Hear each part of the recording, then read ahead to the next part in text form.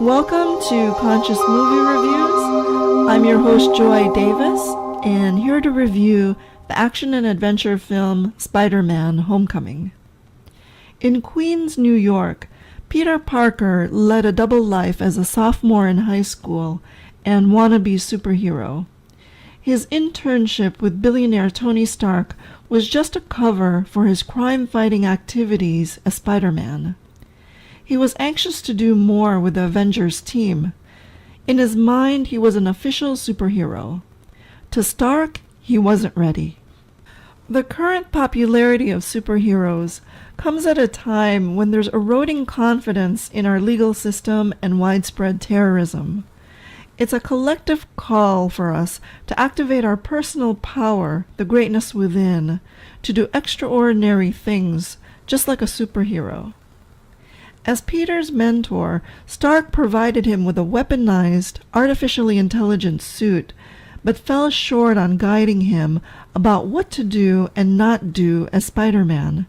He was vulnerable to attack by the public if he misuses his super abilities, because he lacked a strict moral code combined with a loose understanding of the law. Peter was unaware of the gray areas when fighting bad guys. Stark failed to explain what they are exactly. As an example, a superhero that kills is reduced to a vigilante bordering on being an outlaw enacting justice, based on their own sense of right and wrong. It's very questionable that killing a villain makes Spider-Man a hero. Stark didn't even bother to go into the moral implications of this.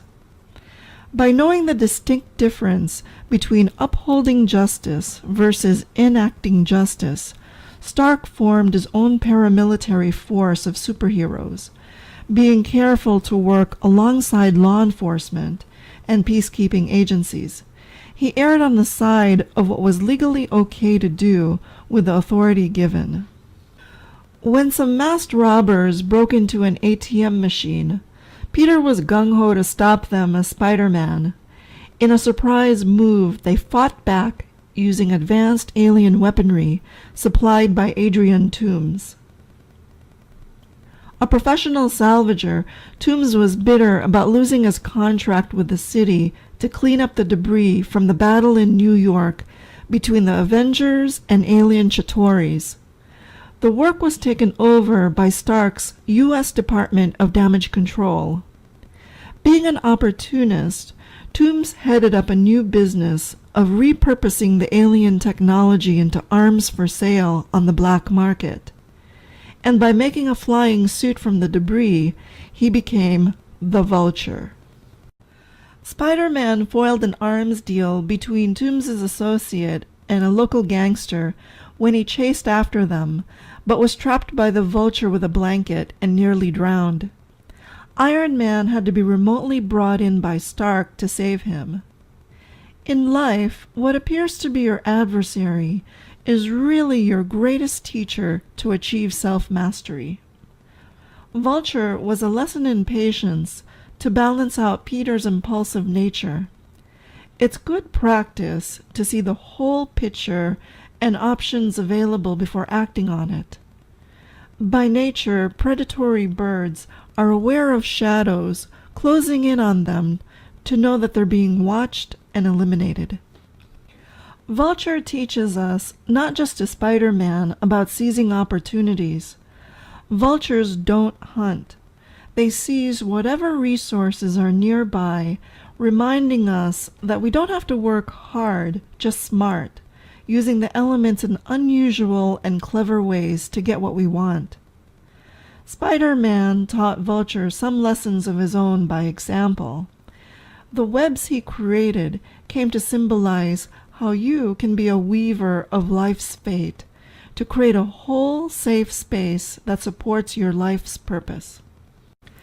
Even after saving his classmates in an elevator that was about to explode within the Washington Monument, Stark questioned Peter playing a superhero when he failed to nab Toomes and his men from receiving an illegal weapons shipment on a Staten Island ferry. They left a malfunctioning weapon to tear the ship in half, endangering all the passengers. Iron Man arrived just in time to repair the damage. He was so disappointed in Peter for not allowing the FBI to handle Toombs. Someone could have died. Out of tough love, he said, "If you're nothing without the suit, you shouldn't have it." Peter's self-identity was tied to the Spider-Man suit. It came to symbolize knowledge given from someone else and his attachment to ego that can only access limited data from the suit. It was a deeper message for Peter to get out of his head, represented by the suit, and trust his heart's instinctive wisdom. This is where our inner power resides. At first, the suit empowered him until he realized that he can be self-empowered without it, after escaping on his own from being trapped by the Vulture in a heavy pile of rubble. On homecoming night, Peter was shocked to find out that Liz, his high school love interest, is the daughter of Toombs. While driving the kids to the dance, he deduced that Parker is really Spider-Man from listening to their backseat conversation. Toombs very privately expressed his gratitude for saving Liz's life in Washington, D.C., and gave full warning to not interfere with his plans, or else. As the unfriendly neighborhood arms dealer, Toombs only wanted to get ahead in life with a good income that supports the family. His fierce protectiveness of Liz is typical of how vultures in the wild are with their own young. Peter earned his superhero status by capturing the Vulture for hijacking an unmanned cargo plane full of weapons.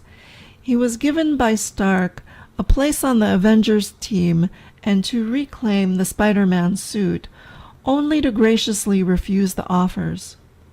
This was a show of how Peter wove a strong web that connected him to what really mattered most, being there for his family, friends, and community.